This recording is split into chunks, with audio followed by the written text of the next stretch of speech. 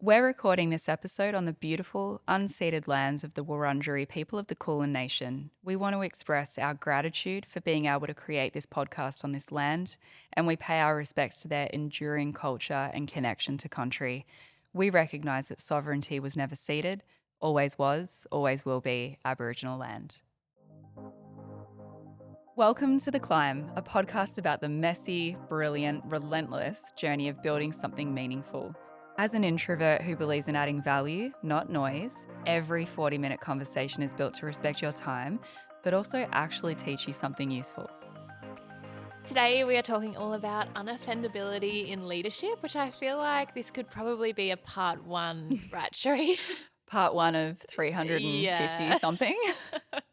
So part one, and I suppose this is something that you've really kind of anchored for yourself as a leader, Cherie, being unoffendable, but it's not maybe always been that way. You correct me if I'm wrong here. No, that is correct.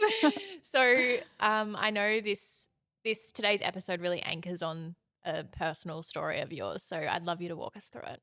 Well, I would say always in my personal life. So I will just say in my life, I've always been an unoffendable person. I've never been able to relate to jealousy. I've never understood particular dynamics within friendship groups. I've always been my friends would almost tease me and call me Switzerland because I can stay really neutral and I just don't get scooped up in a lot of drama. But you know what? Business ownership can take even folks who've prided themselves on unoffendability to really offendable spots. And yeah, I've gone on a real journey with that. So I can remember like really early years at the digital picnic. I'm in the midst of what was at that time a really challenging time for myself because I was separating from a business partner and just trying to make that as good as I possibly could. It's not easy to separate Yeah. in anything like, business partnership, friendships, marriage, like the list could go on. So I'm doing my best to manage that pretty well. And at the time, had a small team as well as some contractors. And yeah, I can remember one particular evening, it just was going to be one of the first of many tests on shaking off offendability. And this was one of the first big ones because it was really early days.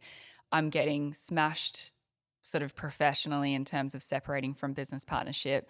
Felt like every second phone call is a different conversation with lawyers, which is just nervous system destroying in and of itself, right? So your gal's not going well, but still feeling like I'm showing up to work in the best way I possibly can. I roll in on one evening because we have this VIP program for our students at this time, and I needed to live stream to the group. And I had a really young family at the time, so live stream, you've got to make sure babies ain't crying. Yeah. So I drove into work after hours. Our contractors had wrapped up for the day. I went to log in to live stream from my laptop, but it just wasn't working for some strange reason. So I went across to just a contractor's, desktop, knew the login because, in the whole scheme of things, it's my computer. And we all shared passwords. Like we were just so small at this point, like really different kind of TDP days. Logged in, our internal comms platform is open. We use at the time something called Slack. I go to close it out. I literally have my little mouse on the X to close that bad boy out, except I see my name. Uh-oh. Oh, And curiosity has killed every cat, right? It just, why did I read it? If today I saw that, I still would have closed it out, Steph. I wouldn't read it. I wouldn't want to know because it's not going to serve a purpose for me to know what people are saying about me on a private yeah. tool. So nobody wins from that read. And these days, this cat would have beat curiosity. I would have just been like, I'm good. I don't need to know. Yeah. Wow. But not then. So I read it and it was absolutely brutal. If I would have printed out, it would have totaled 4 pages of dialogue. Now, just to set the tone, Steph, like I'm 20 minutes away from needing to live stream to a whole group of people who want to learn about something digital marketing related. So I guess if I could describe it, the impact that read had on me, I felt like that woman in Love Actually when she thinks she's getting this beautiful necklace, but she gets the Joni Mitchell CD. Stop it. Heartbreaking It stuff. was. It actually was. I felt like Emma Thompson. I just cried and cried because I think I cried as well because I was just so tired fighting legal type stuff. I was just tired anyway. Yeah. But also, it was just so unnecessarily mean. Like, get me for big things, but it was just, oh, she's so stupid. She doesn't know how to spell. Her grammar sucks. She bought the wrong size coffee mugs. They're gigantic. I don't drink coffee. Sorry. What niche insults. They were niche. I got to credit where Oh. credit's due because, and you know, to the reason why I got the fucking coffee mugs was I kept getting complaints about there not being enough coffee mugs. So in the thick of just being so bloody busy at this point, I drove down to Kmart on a lunch break one day and just bought coffee mugs, but apparently they were too big. Couple of buckets. I bought some buckets. Let's be real.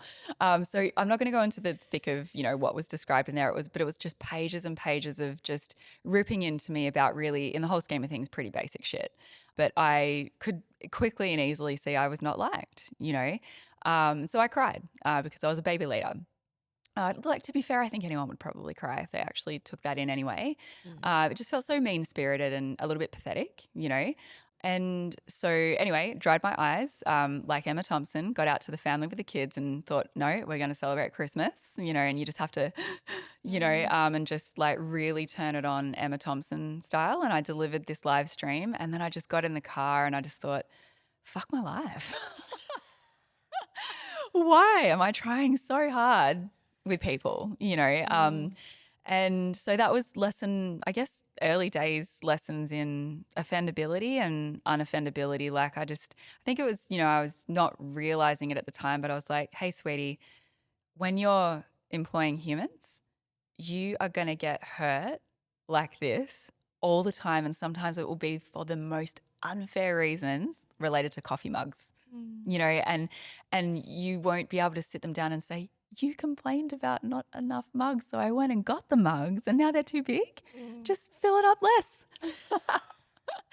Like, I mean, I don't drink coffee, so I don't know if that's really insulting to coffee culture, but I'm like, just fill it up less. You Yeah. know, you know, I could have gone any way with it. I rang a friend who owned a business, and she's a badass, and I love her so much. She's an icon, but she's like, oh, okay. My advice to you: print it out, bind it up at Officeworks, put it on their desks, and let them walk into that. Whoa. Whoa! I can't imagine you doing that, Can you Cherie. No. imagine? Oh man. So I was like, all right, I Noted. appreciate the advice. I'm not gonna do that. And so then I rang my husband's cousin and she said, just take them for a walk to the coffee shop. God forbid they drink from the oversized Yes. coffee With the mugs. appropriate size La- mugs. yes. So went for a little walk and just did a gentle call in like, what is this? Why? Yeah. You're better than that.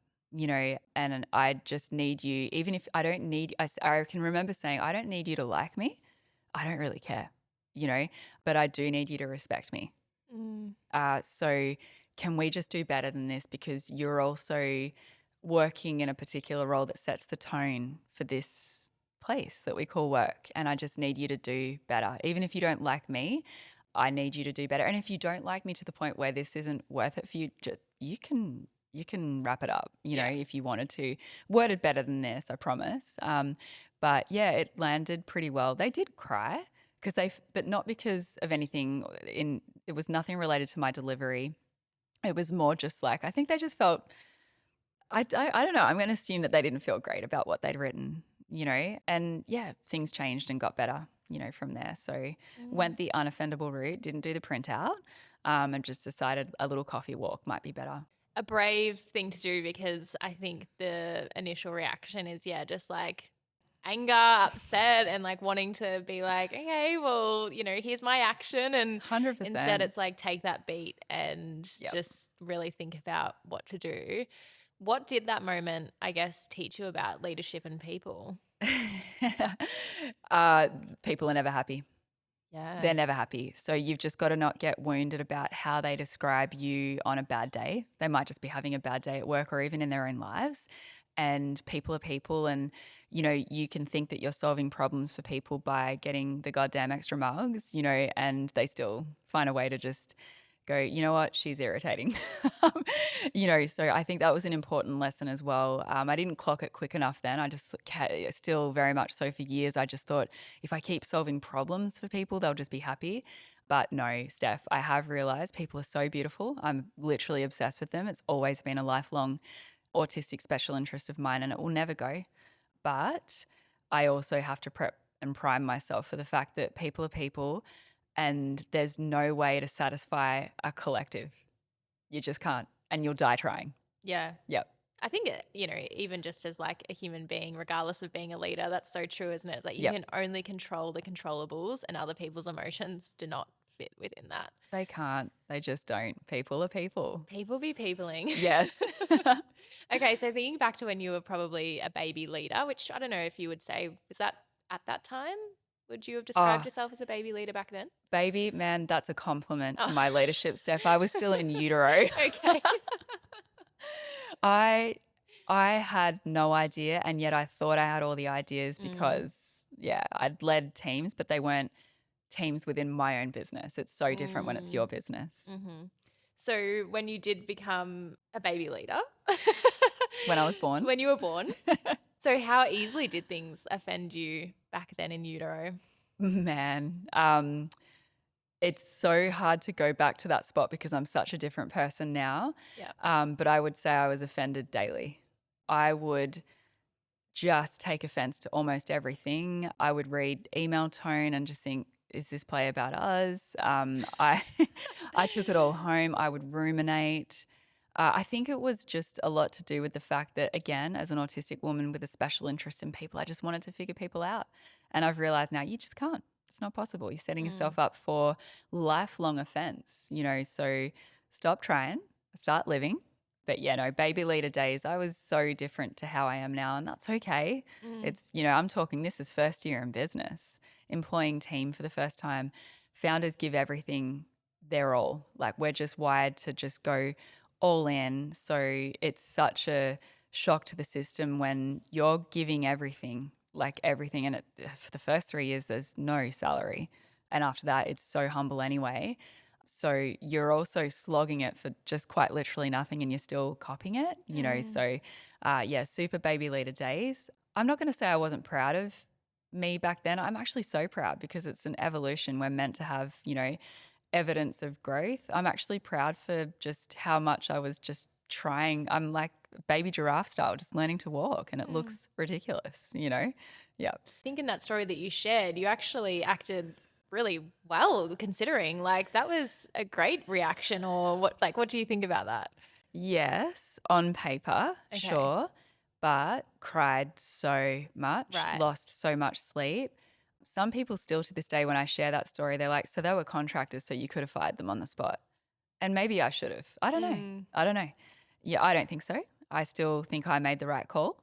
I guess, sure, that's a compliment. Thank you so much. If you think I acted well in that moment, what I'll say is you can come across unoffendable, but if it's still really like the offense is within, mm, you're going to destroy yourself. yeah. And so I had to go on such a journey to, sure, maybe there was neutrality on the outside, but inside I was dying, just so devastated all the time, just Mm, thinking, how can people be so ridiculous or mean or just whatever it might be. 12 months later, Steph, I was on a surgery table, like for stomach ulcers, covering my whole stomach. Like those ulcers were ulcering, and I just know, from the stress. I don't know, it can't be proven. Scientists are still looking into it. Ulcers and stress have two really big links. Yeah. And the doctors were like, your insides are just covered in ulcers. Like you Mm, just, I don't know. I'm not a doctor. I'm not a scientist, but I just think I was internalizing so much that it showed up on my insides. So that yeah. can't be good. We might be neutral on the outside, but inside I'm dying. Mm, Yeah. yeah. Wow. Okay, so at what point did you realize, if I keep being constantly offended by everything, like this isn't going to be sustainable for me if I want to continue to be a leader and lead well? 100% that.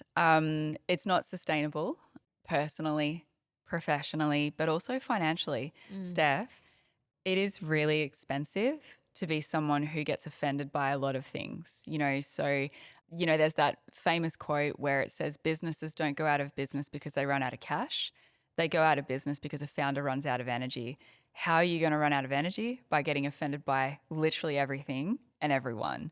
So it was just really expensive to stay offended. I just knew I had to go on a path towards figuring out how to become a much more unoffendable person, not just externally, but internally as well.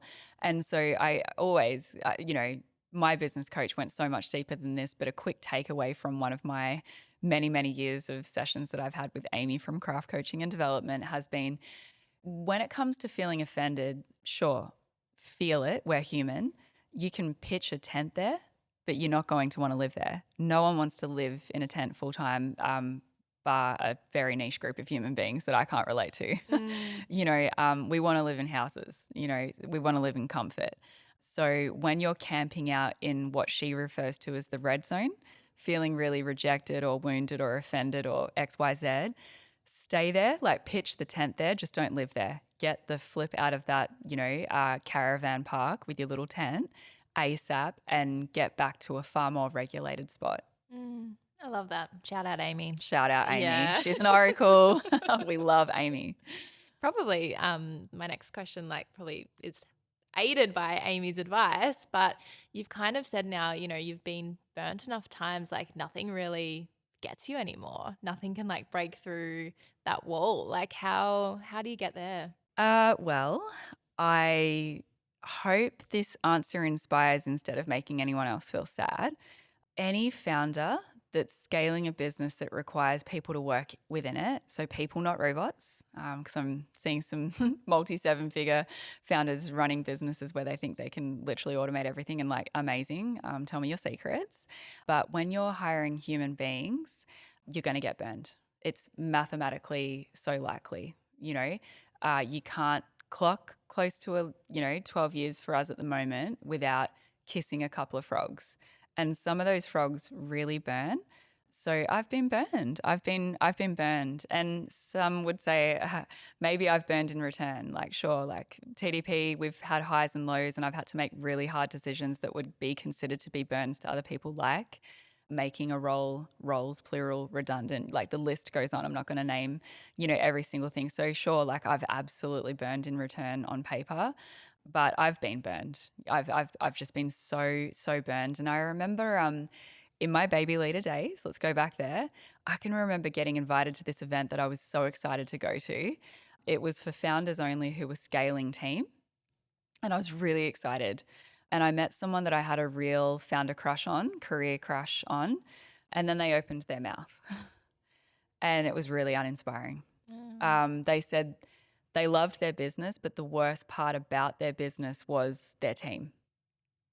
Yes. Oh. For those who are unable to watch this podcast, Steph's eyes just opened so wide, and her reaction was exactly my reaction at the event. I just couldn't believe that someone would hate what is honestly the best part of a service-based business. It's the people. I Yeah. love it, and so that was really depressing to listen to.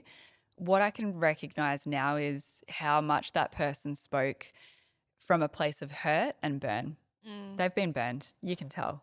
I know it. I know how to read burn now. I hadn't been burned at that point. So I was in my Willy Wonka chocolate factory, sunshine, lollipops, and rainbows days, and I just couldn't relate to any kind of burn. But I'm there now. I'm not still where that person was. I would never say that the worst part of what I do is my team. Holy shit. It is the most inspiring. Yeah. Doesn't mean it's easy, but it is the most inspiring. But what I'm going to say to finish this, I guess, this part of the question out is I'm actually grateful for the burns. I think I needed to get hurt because I was pretty rose-colored glasses when I sort of headed into scaling this little business we call the Digital Picnic. I couldn't believe some people are capable of just doing and bringing what they do. I just couldn't imagine that because that's not how I roll. But that doesn't Mm. mean that that's going to be how everyone else rolls, right? So I'm grateful for the burns because it's just made me a really different person. And, these days, I think I'm at a point now where there's just, and I say this to my husband especially all the time, I don't think there's anything someone could do or say that would shock me anymore.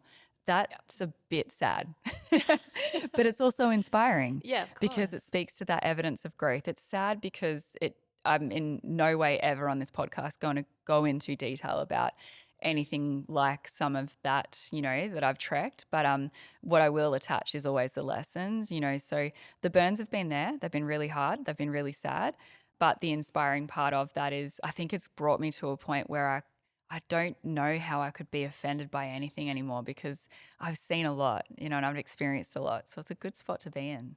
I guess for me, listening to this, it's not just maybe for founders, it's also for employees. Like you're going to get burnt as well. And it's actually really good when you do, even though it won't feel like it at the time. But being able to realize that like business isn't personal, even though at times it can feel so incredibly personal, but just remembering that in everything that you do, because, as awful as sometimes it is, anything can happen. Everyone is replaceable, every business, like Yeah. nothing is guaranteed. Yeah. So So sometimes true. it's actually a really good thing to go through being burnt because you're a lot less naive to the realities of a workplace, and that's founder side or employee side. Yep, I couldn't agree more. Such an unoffendable queen response from Steph there. Like, that's it. That's literally it. It goes all ways. Like, unoffendability needs to be adopted by founders, sure, and employers. I'd love to see an era for workplaces everywhere where there's more unoffendable humans rolling through it. But same goes employee side. Like, yeah, everything you just said there. I've seen people handle burns with so much integrity and grace, and it says everything about them and where they're going to end up within their careers. It opens doors, that integrity and grace. Offense closes doors. It really Yeah. does. Yeah. Sometimes you just got to hold your head up high and keep moving through it, even when, the internal monologue is like, Burn it all burn it down. all down. Yep.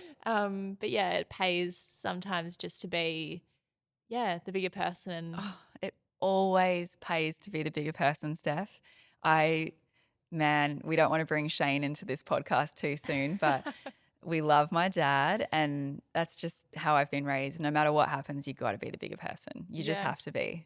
Okay, so what does like being unoffendable actually mean to you? Because it's not the same as being cold.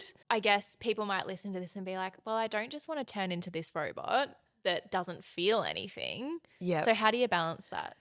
Well, when you're still in that offendable spot, you are more wounded. And so it can feel really tempting to become cold, Steph. I remember a little part of TDP's chapter. I actually can't remember what era this one was in, but I remember saying to my best friend, I'm just too big-hearted for this. I can't pull this off. I'm gonna get so fucked over and perpetually fucked over. And I didn't want that to be my story. And I didn't know if my nervous system was up for the challenge. So I said, what if I just, because I love biology, and I'm like, I'm just picturing my heart, and I'm like, well, maybe there's too many chambers open. So I'm like, what if I just operate from the left ventricle only? What if that's enough? And I closed down the other three chambers. So we don't need the atrium. Sorry, I'm back in year 10 science here. I'm going to take you on a little journey. Yeah. I'm like, I I'm don't even like, need the yes, I right. know where you are. That's yeah, yeah, yes, yes. Like, I remember coloring that in. Yeah. Red, blue, show the veins.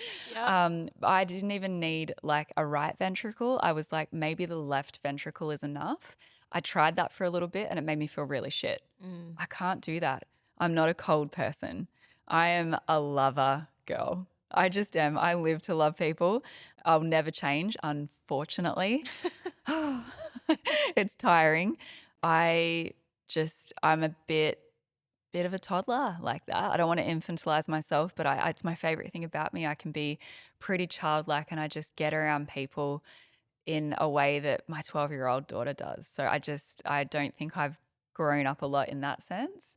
And so I tried the closing of the chambers and that didn't work. So I had to stay true to me. And that was the thing that catapulted me more towards really figuring out how the flip to get less offended. Because if we want to keep the chambers open, we're going to need to find a way to make sure that it just doesn't, I'm not going to need to be defibrillated at some point or something, right? Like, yeah. So keep the chambers open. Don't close your heart if you're feeling like that's how you want to move through your business world or your, marketing career and so on. Cold for me wasn't the solution. I think the people who choose cold, they're still in offendability camp. They've pitched a tent there and they've chosen to live there and they've chosen cold for self protection. I stay warm. I stay loving. I will never change. It's good for me. It's really good for my nervous system. I will continue to get burned because of the way that I'm built. That's what happens to the lover girls, and that's okay. I'm glad that I've, throughout all of this, stayed warm, and that's because I've been able to become so unoffendable. And practically, like, what would that look like today if someone, came and another message popped up that you read and it was pages about you? Like, how would you practically actually deal with those negative emotions if they do come up? Well, these days, I wouldn't even read anything beyond seeing my name. So that's the first thing. You can't get wounded when you don't read it. Yeah. I don't want to know. Yeah. I don't give a fuck. She does not care, guys. I don't care. Honestly, I just don't care for anything that people say about me that's got a really just, well, it's unintelligent. You know what I mean? Like, it's Mm. just unintelligent to be that gossipy and mean. Yep. So I'm just, a bit Michelle Obama like. Like, I'm like, if they're going to go low, I'm going to go so high, I'm not even going to read it.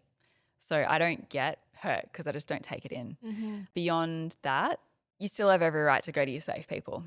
As long as I've made sure that my safe people can hear a lot of stories, because I'm scaling a service-based business and I'm going to learn some really hard lessons, and I'm going to continue to learn hard lessons, especially about people. So I always need to sense check that they're down for hearing stories, because it can be exhausting for them too, especially for my husband. He's not built to deliver bullshit in anyone's worlds, especially professionally. And sometimes I'll just make a little confession here. He hears some stories and he just genuinely can't believe that people would consider that to be professional at work. There's only so much he can take hearing about it. So then I would probably go to my best friend. What I would say is, beyond just going to people for support, what I had to learn was how to physically get to a neutral spot. So I can nail the stay neutral in the moment and even beyond it, but it still can do that thing that it Mm. does to my stomach, Mhm. and I can still physically cry or I'll lose sleep. I hate it when it gets to the point where I lose sleep over stuff. I really hate that because I don't want it to cost me my sleep when I'm in my 40s and managing peri. I'm, yeah, needing sleep. So I learnt some physical exercises through a woman called Claudia Demancy from Body Story Method. And oh my gosh, why are we not teaching this to children in school? Mm. It gives you the physical feeling of neutrality within. Wow. It's unbelievable. I wouldn't be doing credit on this podcast to describe how to get there. You just actually have to follow her page, But that was the final loop for me that I had to close, Steph. I had to learn how to physically get neutral. It's a really simple set of exercises, but this feeling comes over you within where you're like, whoa, this is the physical embodiment of neutrality. Mm. And so being unoffendable, it hasn't made you harsher. It's just made you better. Yeah.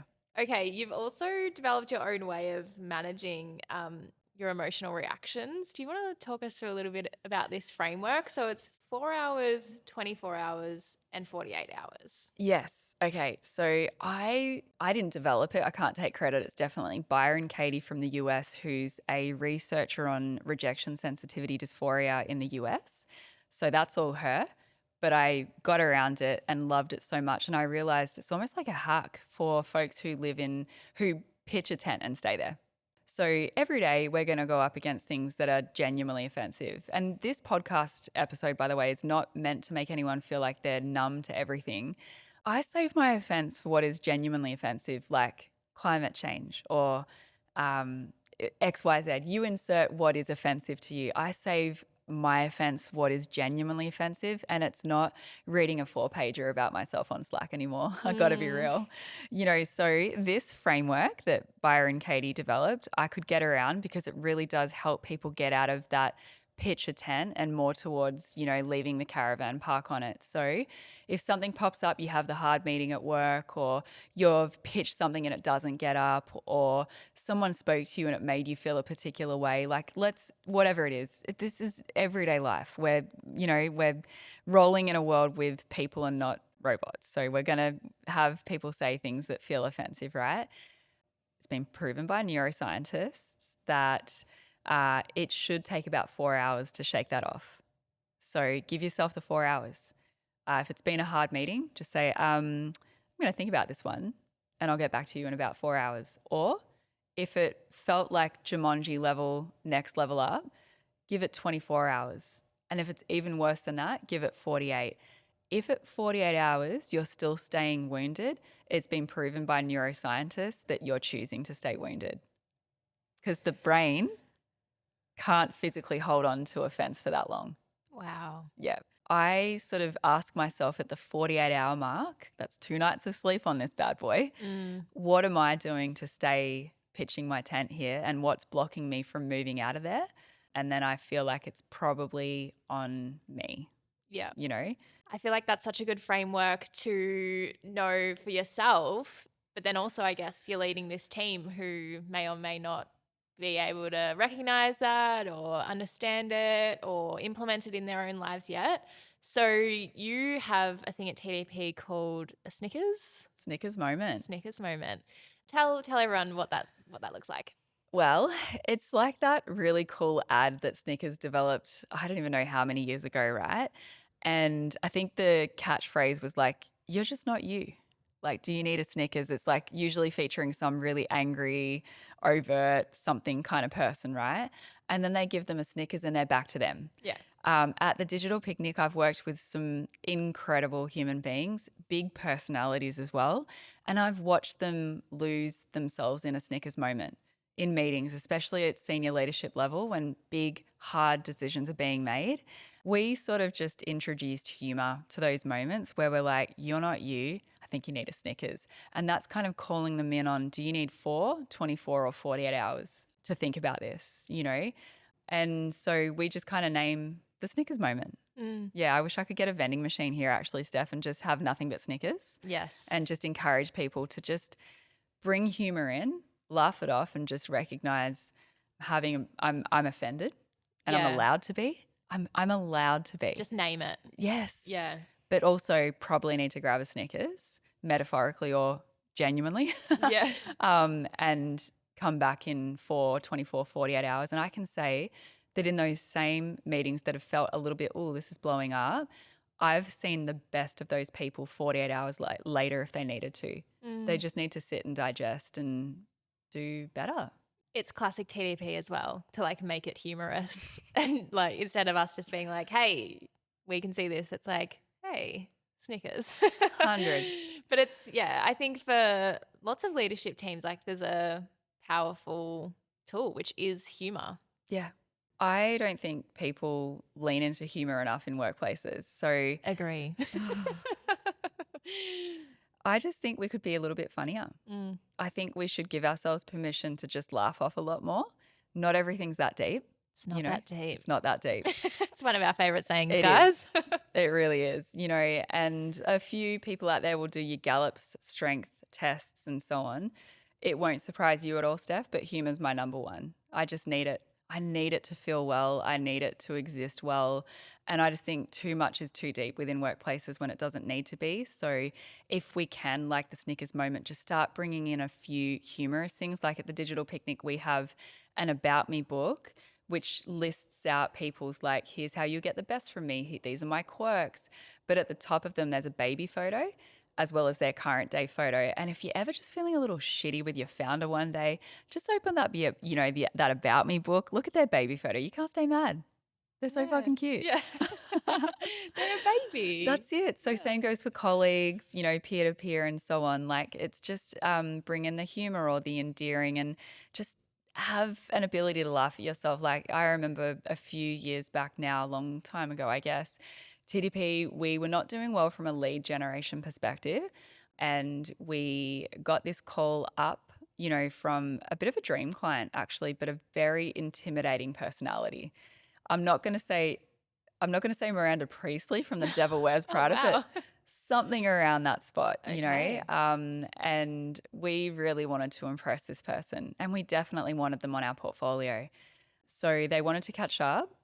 They wanted to catch up at a cafe, which I was like, it's not my favorite thing as an autistic person. I hate coffee. It's super loud. I can't hear them. I'm concentrating on so much. But I was like, yeah, I will catch up where I would catch up on the muddy banks of a river for you, Yeah. So we get there, or I get there, and I tell my team a lot is riding on it. They really wanted me to nail this meeting. And so I get to the cafe. I'm early because that's big Cherie Clonan energy, and I'm scripting because autistic women script every social interaction really, and it's very tiring. So I'm like, all right, they're going to walk in, I'll stand up, I'll shake their hand. And I was just playing that scene out in my head. But what I hadn't anticipated was they walked in, but they're a kiss on the cheek kind of person. So they leant in to kiss me. My brain couldn't keep up, just hadn't processed the cheek kiss. So I very aggressively, you know this story, Yeah. I very aggressively shook their left breast and I kept shaking it. Like it just wouldn't stop. It was like I just like, no. My head was like, no. But the body just kept shaking that breast. And it was, she is a beautiful woman with just a healthy bust. It was just awful. It was so awful. I still think about that moment in the shower sometimes. I'm like, oh my God. So yeah, she didn't bring it up at all in Oh the my moment. gosh, what a queen. I would have wanted her to laugh. I would Yeah. have wanted her to say, you just shook my breast. And I would have Oh. been like, I did. She's probably thinking though, like, I won't embarrass her. Like, that's what I Yeah. thought. But you just Yeah. wanted it out on the I wanted table. it out on the Oh. table and just say, wow, did that just happen? Yeah, yeah, yeah. So that didn't get raised and we sat and just talked strategy. And I'm trying so hard to keep it together, and I still spoke strategy some way, somehow. Mm-hmm. Got back to the offices and just collapsed on the floor with the team and described the story of the breast. And we won the client. Wow. And still to this day, she sends me a message every year on the day that I shook her breast and says, happy breast anniversary. So when did she acknowledge it? When did Only on the first year anniversary. She's such an Stop icon. it? Yep. She really is a queen. She's a Wow. queen. So 365 she days. She's like, waited. I'll sit on this. She did. She's like, I'm gonna have you sit in Yeah. that, You in sit and that. think about that. Absolutely. And then I just get a WhatsApp message out of goddamn nowhere that says, on this day, 1 year ago, I went to kiss your cheek and you assaulted me. And I just love her for it. She's such a literal icon. Yeah. That's on not staying wounded. Like I just got back and bloody laughed with the team. Yeah. We just said, well, that's not going to be a client that we're going to win. You've literally harassed her. And we did. We got the client, I guess, just sometimes being your awkward turtle self just leads you to your people who can wait 365 days like a literal icon and say, remember that day? And I'm like, Yeah. oh my God, is this when you first bring it up, you Yeah. bastard? Yeah. But yeah, just like not letting things Yeah. worry you. It's just not that deep. Yeah. I just have to be okay. I have to go on a journey of making sure I'm not offendable because I will offend myself week in and week out by how ridiculous I really am. I just can't read a kiss on the cheek, for example. So I'm going to spend my lifetime either being humiliated or laughing at myself thinking, you just shook her breast, Cherie, Yeah. aggressively. Yeah, yeah, Yep. yeah. You've got to make it fun and funny to yourself because otherwise, Yep. yeah, you can just go down this dark rabbit hole of, why am I like this? 100%. Yeah. I don't want to be wounded. I think it's just funny. It'll be a great story somewhere. So my kids will probably share that story one day. They Yeah. love it. Okay, so for those leaders who are listening and, they might recognize in themselves that, yep, I do take criticism hard. I am struggling to be unoffendable.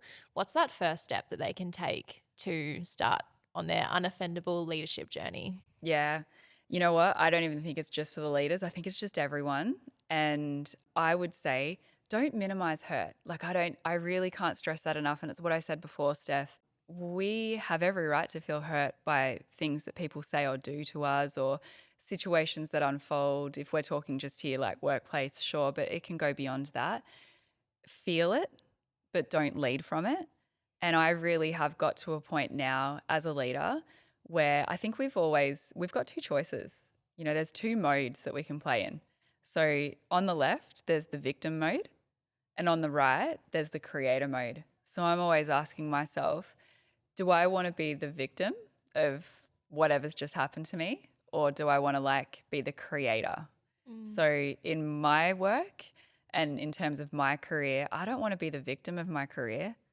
I want to be the creator of it, you know, and that's sort of what I really guide people here at TDP all the time. I can recognize victim mode. I'm fluent in it. I can spot someone who's defaulting to victim mode when they have every opportunity to go creator mode instead. And I won't call it in those exact words because that would feel a little unkind, to be really honest. I don't want to say, "Oh, you're being such a victim." Mm. That's mean. Mm. You know, but what I'll do instead is name the things that are in victim mode and portray what creator mode could look like, you know? Mm. And so to anyone listening to this podcast, I want you to ask the same questions of yourself. Am I being the victim of my career, or am I being the victim of my own business, or am I being the creator of it? You know, we say the same, my husband and I, to our two children. We don't want our children to be victims. And they're hardly victims. They've had a really good life so far. But they're also two neurodivergent kids. Our son went through really horrific bullying in primary school. And so once we healed the very physical and mental parts of that associated, that bullying, we decided, what does creator mode look like for our son? And how do we get him there? And how do we get him to embrace that as well? And I'm really proud of where he's got to. It's just a masterclass in creator mode, to be perfectly honest, when he had every right to stay Mm. in victim mode and make that bullying story his ongoing narrative. Mhm. You know, so yeah, to people listening, victim mode doesn't look great on anyone at work, especially. There's not really anything that traumatic happening in a workplace, unless you're in a really horrific workplace, that would really call for someone to stay in that mode. I think instead we should sort of try our very best to get to creator mode. And sometimes all we need is 4, 24, or 48 hours to get there. Mm. You're allowed to just hang out for a little bit there, but try your best to get to that next spot and do whatever you need to do to get there. So, Steph, you and I had a mini masterclass in that the other week where something big had happened in my personal life and it rattled me. And we were due to actually record a podcast the next day, I think it was. Mhm. And I said, if you really need me to, I'm going to do it. But I want to let you know I'm rattled. And Mhm. that's a big thing when it comes from me. If your gal is rattled, she's genuinely rattled. Yeah. So I said, if you need me to, I will dig so much deeper and I'll be there. But what I'm asking for is just X, Y, Z more days, and then I can get there because ... And you did that, and that allowed me to sit in my little victim mode I just needed a cry. That's all I needed. I'm Mm. human. I had my cry. I got over it. And then I'm just back to my happy go lucky self, like 48 hours later, Mm. ready to roll in creator mode again, you know? So that's what I'd wish on everyone. That's the biggest lesson on offendability and unoffendability. It's like, well, do you want to choose to stay in that spot 48 hours after your brain doesn't really have the capacity to stay there? Mm. So what are you doing that's choosing to stay there? And how can you get to that better spot that feels better for you and everyone around you? Amazing. No pitching tents, everybody. Just sit there for a little while and then keep on creating, keep on moving. Thank you so much for joining us. If you would like to support our podcast, we'd love for you to subscribe and we will see you next week. Thanks for listening to The Climb with Cherie Clonan and Steph Clifford. Here's to growth, grit, and bloody good stories.